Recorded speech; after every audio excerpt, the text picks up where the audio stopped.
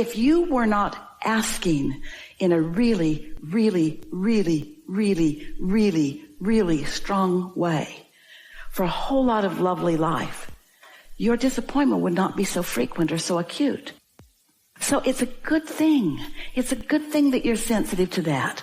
Because if you weren't sensitive to that, you wouldn't be asking. And if you weren't asking, we wouldn't be answering. And if you weren't listening, you wouldn't be able to do it. And you could just live your whole life in disappointment when that's not what you said.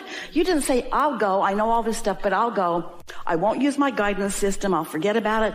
I'll roam around with other people and I'll act like them. And we'll get together in groups, different groups for different reasons and complain about different things. And I will feel miserable and lonely and dissatisfied for all of my life. But it's okay, because then I'll croak and I'll reemerge into non-physical and then I'll feel good again. Not one of you said that. Not one of you said that, even though that is what's going to happen to most of you. But most people, that's what they do. They just live lives of quiet desperation, and now it's not so quiet. But not one of you thought that was a good idea. You all said, I'm going. And I'm going to be aware, and I'm going to look around, and I'm going to choose for myself, and I'm going to love for myself, and I'm going to love for others, and I'm going to choose lovely things in every moment, and I know that they will change as I move through time and space, and I'm going to ask, and I'm going to figure out how to let in what I ask for, and I'm going to demonstrate. I'm going to be one who the law of attraction demonstrates my ability to focus from the perspective of who I really am. I'm not going to let step one dictate my whole life. Step one's going to start it over and over and over again. Step one, knowing what I don't want, is going to help me know what I do want again and again and again and again and again. And once I've clarified that with myself, I'm going to utilize my guidance system, and I'm going to find good feeling thoughts about everything and everyone. Now, don't try to do it all at once. Don't take the hardest thing. It could kill you. Start with easy things until you get the hang of this, until you understand that even very difficult things can lift off of you easily. And when they lift off of you emotionally, your point of attraction has changed, so they will lift off of you physically. You could have a dreaded, deadly, everybody says it, deadly disease. That's hard to think about. But if you could not think about it, or if you could find easy existing matches, if you could find easy existing matches, if you could find easy existing good feeling matches, until you actually feel lighter and freer, until optimism is much more often than your worry, when that resistance lifts off of you and you can feel the shift emotionally, it is our promise to you. It must lift off of you in every other way. Because if it's not part of your vibration, it's not part of your point of attraction. And if it's not part of your point of attraction, it cannot stay manifested. That's what Jesus knew. And that's why he said, don't talk about this. They're not ready. They're not ready. That's why Jesus said, go forth and tell no one. They stood before him dripping in illness. He didn't see their illness. Everybody else was looking at it. Oh, look at that guy. He's not long for this world. Jesus did not see their illness. He was looking at this bag of marbles, not this bag of marbles. And because one who's connected to this is more powerful than millions who aren't, his influence was powerful. And as he gathered up cooperative components, he gathered up that person in that moment to be a cooperative component to the wellness that he saw. And then he said, go forth and tell no one. For this reason, you try to convince somebody of something that they don't believe, there's a high likelihood they're going to convince you not to believe what you believe. Unless you've had enough experience with this, unless you've come to know that when I feel this way, I'm hooked in, unless you've come to know what alignment is, unless you're consciously aware of what your true power is. Really, we're not asking you to spread this message. We're not asking you to wrestle anybody to the ground and make them hear this. In fact, if we were standing in your physical shoes, we would go forth and tell no one. Because they're still arguing for their limitations. They call what she did a curse. And they'll call your abundance a curse. They'll call your clarity a curse. If you walk on water, they'll nail you up again.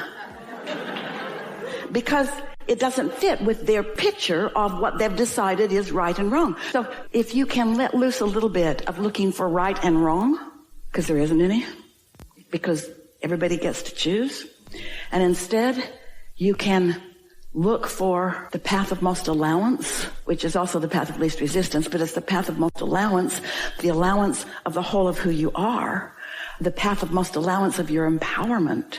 If you're looking for that, if you're looking for the path of most love and the path of most clarity, the path of most good feeling, rather than what's right or wrong, you can't go wrong.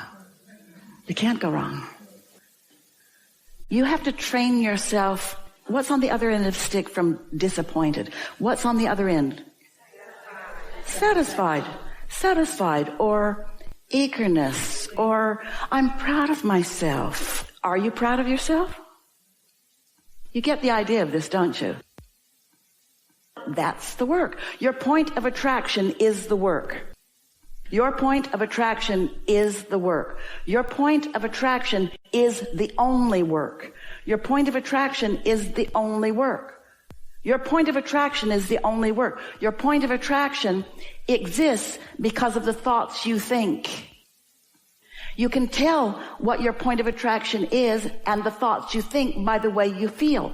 When you feel a thought that feels like disappointment or anger or any of those things that don't feel good, that means you're looking at it different than your inner being does. That's why you feel the pinched off version of yourself. And we think it's a lovely thing when any of you is feeling the pinched off version of yourself for any reason and you just want to throw a fit.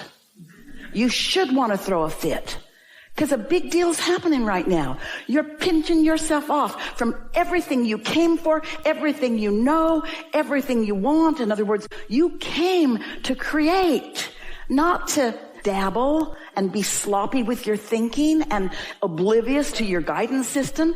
You came intending to use your guidance system. That's the epitome of disappointment, and a really good reason for it.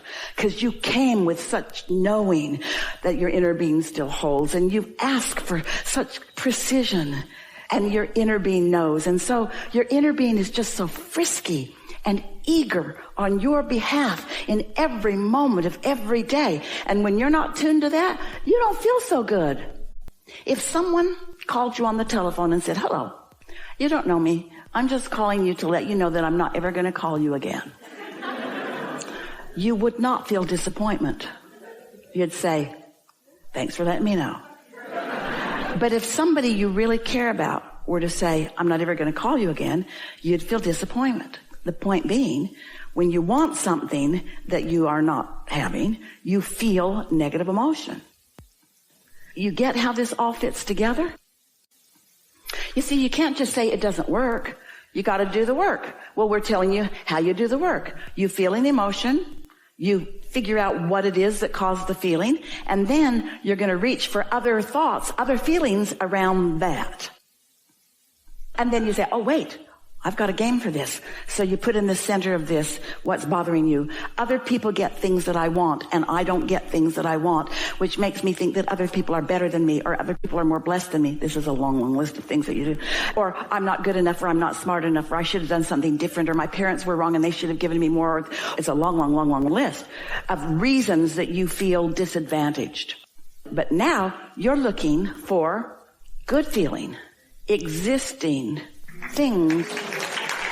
So which of those thoughts are you going to drop in your bag the most often? Other people get things that I want and I don't get them, or sometimes I get what I want. Easy, not things you have to reach for, easy existing matches. It's about utilizing your guidance system so that you can feel what your inner being knows and feels in this moment in time. It's about calibrating to that source energy within you, with what you've come to know, with what the perspective of source is for you. You could say, as a result of what you're feeling, what you've been living, and even what we've chewed on here today, you could say, "It's my desire to run across more opportunity, to visit with people who are in the vicinity of what I know, because it's so satisfying. It's so satisfying to give them the relief of releasing resistance. Someone very dear to Esther's sister, made his transition a few days ago. And Esther was writing with Jerry about it. And Esther said, I'm not sad in the sad sense. We humans make that a more tender thing than it needs to be. Tender for the people that don't understand. And even maybe a little tender for me who does understand. Because it's a change. And Jerry wrote back to her, Esther, you have no idea yet, quite yet, the feeling of relief when you release all resistance. He said, you know that feeling of wanting somebody to get you to understand what you're saying? Here, he said, everybody gets you. And everybody loves you. And you love everybody. Well, don't you just want to be like that? You can be. But it's a practiced mindset. And there's a whole lot of things going on that make you feel regret or resentment or unfairness or injustice or. You just got to work those out one at a time as they come. You just got to clarify your own habit of marble gathering. And it doesn't take long. But the hard part is explaining it to other people who either aren't asking or who are in a place of really, really wanting. Here's the way we explain it to you all in a way that you really get it. Step one, which is the asking, that's the need. Step one, the vibration of it, of the question and the vibration of the answer are very different frequencies. A problem and a solution are very different frequencies.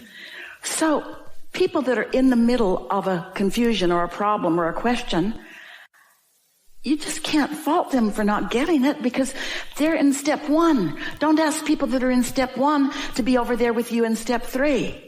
And this is our big ask of all of you. Don't feel like you have to join them in step one to help them find the answer. Because when you join them in step one, you don't have the answer.